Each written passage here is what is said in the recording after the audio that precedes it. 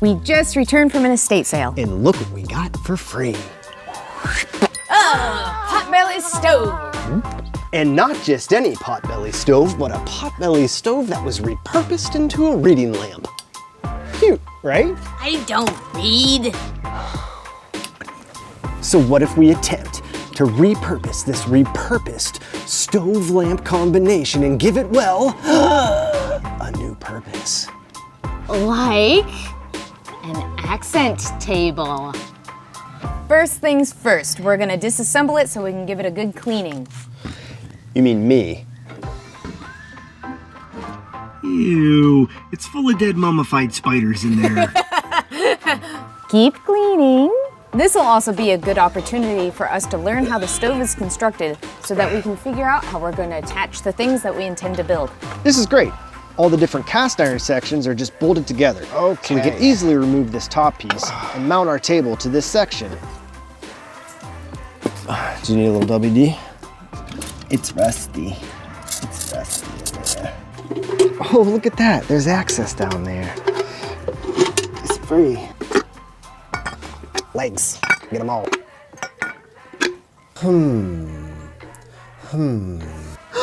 I've got it. What if we remove this door and we make a replica door with a window so you can see inside? Then we use the hole that's already in the bottom, the cord, and the lamp socket to light up a cute little 3D printed campfire inside.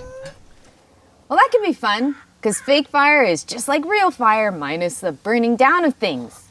Yeah, and we can give the tabletop like a cool cabin, woodsy, foresty aesthetic. To the woodpile! To the woodpile! Oh, look at our bounty. We did good. We managed to scrounge up a nice variety of oak and camphor branches that have fallen on the property, and they should work well for our relatively small tabletop. Because nothing says woodsy aesthetic like, well, wood. I want to make a quick scrap cardboard mock-up of the tabletop so I can visualize the dimensions. Yeah, I like the top being thick, and I dig the overall diameter. I think the size looks good to that of the stovetop. And for the branch diameters, let's see. I like them ranging between 1 inch and 2 inches wide, with some of the small diameter ones for filling in the negative spaces. Well, I'm gonna get to chopping and organizing these. While I do that, Okay, so to model the campfire and the stove's replacement door, I think it would be helpful to have a 3D model of the stove for context. To get a model of the stove, I'm going to use photogrammetry. Photogrammetry. You can find free photogrammetry apps and websites, and in this instance, I'm going to use MakerWorld AI Scanner. Take a bunch of photos or video, upload them, let the app do its magic, drop the results into Maya, and voila, one perfect CG model. It looks like something they found on the Titanic, claimed by the sea. But that's okay, because I'm going to take some orthographic photos of the door with a ruler for scaling, and then model off of that reference. And one CG model door. Let's first launch a quick test print to see if it fits. And to see inside the stove, I found a reference image of a floor vent grate that I like, and modeled that into the door and added some texture, something decorative, but still open. Now for the campfire light for the inside. I was looking at this fake LED candle, and I like how it reads as opaque white when it's off, and when it's on, the whole thing has this soft yellow glow. I don't want to mimic reality here with our fire, but I want to use the same soft glow effect. Yeah, I'll make a simple, modern, cute style campfire, a big graphic fireball on top of a small pile of logs, all white. To help figure out the size we want for the 3D print, I like to first use the 2D printer to print out some scale sheets. I printed out my 100% scale sheet, as well as a 90% and a 110%. So now I'm gonna roll these up and look at them in the stove so that I can figure out what scale I like the best. I think I like 110. Yeah, let's go with that one. Well, I'm gonna go prepare these for 3D printing. In the meantime, let's go check in on Chopfest 2025. Chop, chop, chop, chop, chop, chop, chop, chop. All right, I've got all the branches we collected cut, each of them at 1 5/8 inches long.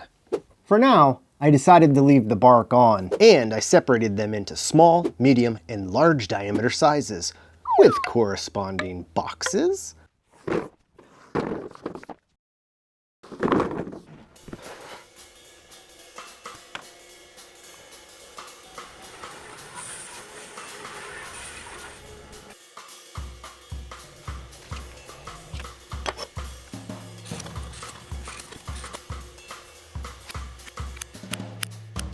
Hello! Hey, did you get the 3D printer sprinting? I did. You ready for a hand? She's really glowing it down. It's perfect. Okay. Now we can start filling this with sticks.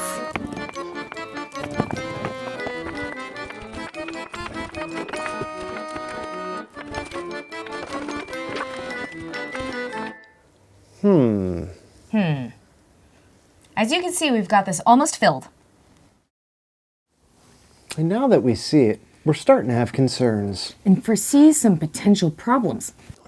You see, the plan all along was to fill the foam core ring as densely as possible with our different size sticks, and in doing so, minimize any negative space between them. Then we plan to just slightly dilute wood glue with water and pour the mixture into the stick-filled foam core ring with the hope that it would ooze into all the cracks and bond them together once it dries. But therein lies our concerns.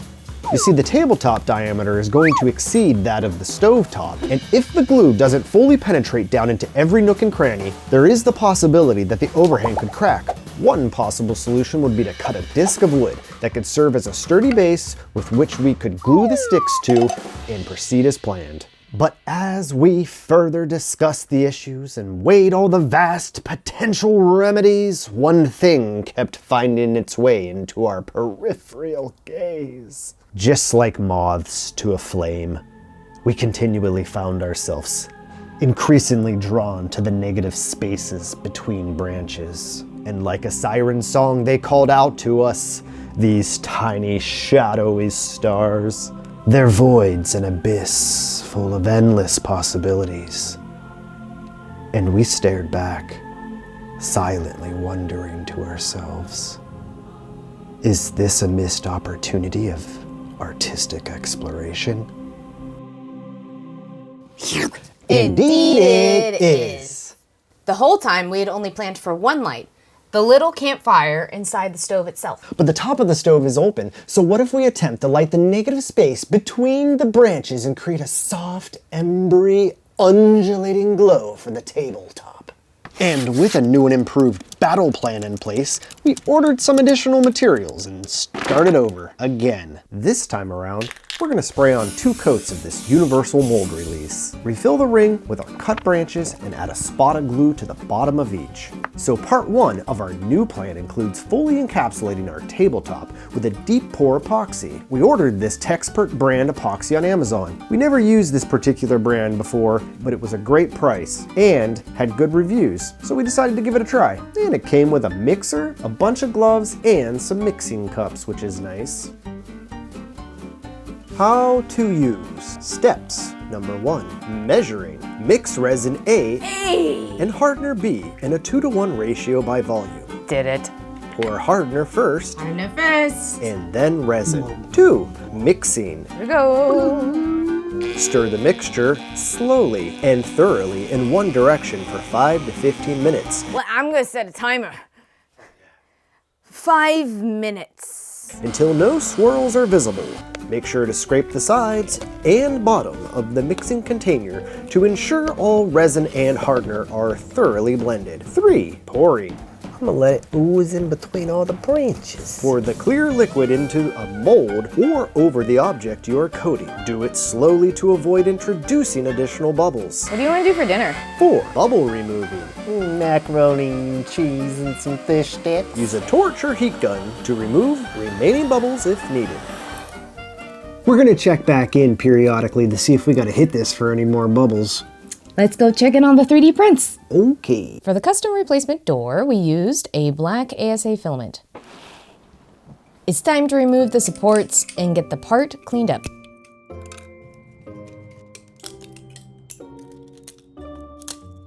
I want to stipple on some ASA slurry. Acetone melts the ASA to make the slurry. By dabbing on small controlled amounts, you can give it a more organic texture versus the uniform one it had straight out of the printer. Plus, it helps melt the layer lines away if you put enough on. I'm experimenting, and it's kind of making these nice little clumpies, but then you get like a little wispy in there, and I almost feel like the acetone the straight acetone just tamps those down back in there. Look at that. Looks pretty good. Just like layer lines gone. It's great. We want to add a splash of color to this all black cast iron stove. And since this brass air vent is heavily oxidized, we decided to give it a good sanding and add some copper rubbing buff to both the vent and the new door. Oh no. So, rubbing buff's a little old, huh? Rubbing buff's a lot old, but I'm just gonna mush it on here. Look at that. It's still rubbing and it's buffing.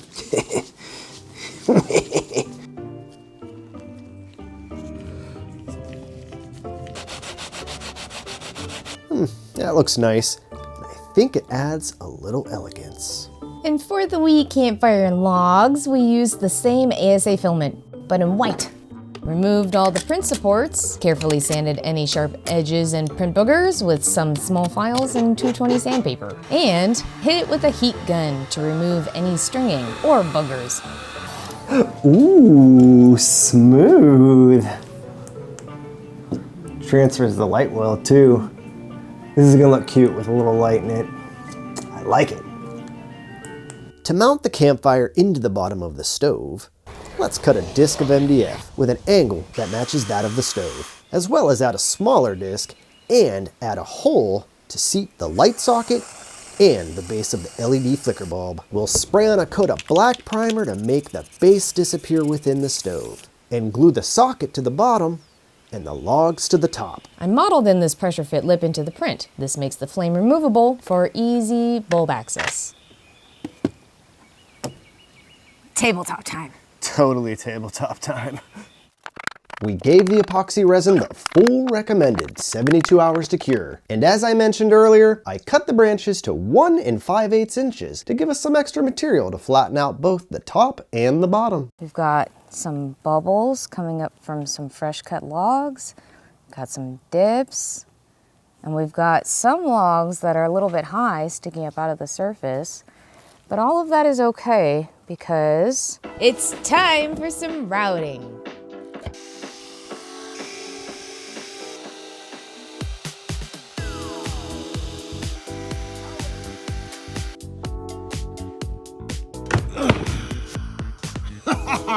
No winner.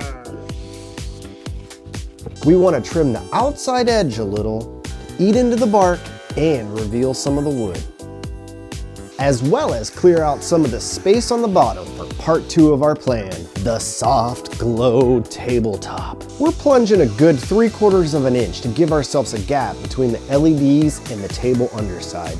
The bigger the gap, the better the lights get diffused, so you can't see the individual LEDs.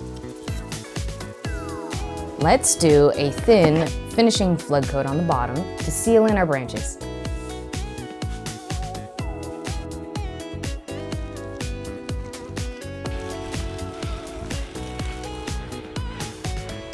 While that cures, let's add some LEDs to our bottom disc insert. We want as much light in this thing as we can get. So I want to spiral the LED tape as densely as possible.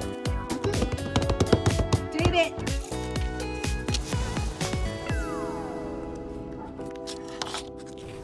Be cool. I'm gonna go for it. Ooh! It's time to flood coat the top.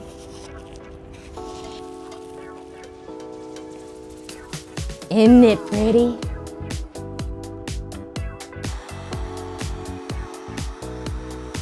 To finish off the tabletop, we want to give it a fine sanding for a nice satin finish, as well as create the diffusion for the light source.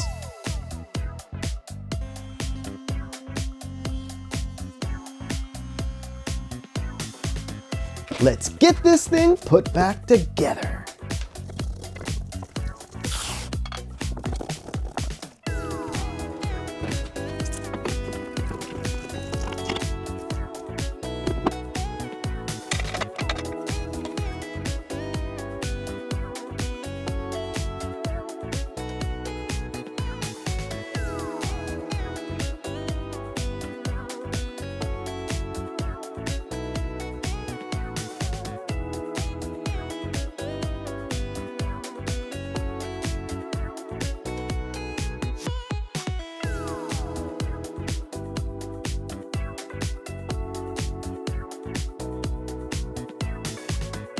Well, thanks for joining us on this build. This has been Art 2 Cents on how to repurpose a stove reading lamp and turn it into an accent table with a whole new purpose. Thanks. Bye. Bye. What are you doing? You eating some chippies? I'm so hungry. Read my eyeballs. Is that a dancing dog? Praise to the sun gods. Rise, little bubbles, rise. Stop it. I'm serious now. Get out of that tube. Come on. That should be good. Freak. Hey Hey guys, I'm like a spicy pumpkin noodle.